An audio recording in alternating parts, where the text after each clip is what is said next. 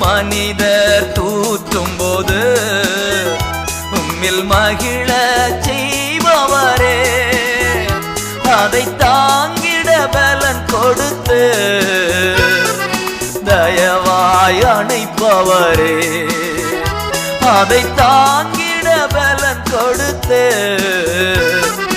தயவாய் அணைப்பவரே. என்னை ஆட்கொண்ட இயேசு உம்மை யாரென்று நான் அறிவேன். என்னை ஆட்கொண்ட இயேசு உம்மை யாரென்று நான் அறிவேன்.